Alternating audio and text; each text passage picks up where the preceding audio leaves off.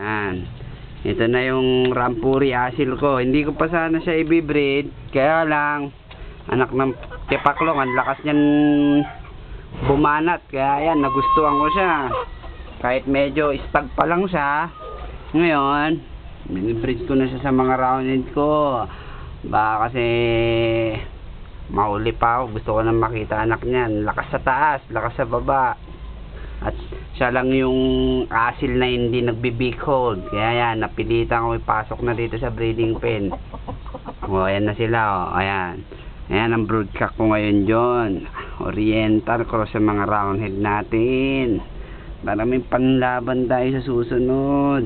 O, ayan na sila. Ang gaganda ng mga inahin, o. O, ayan. O.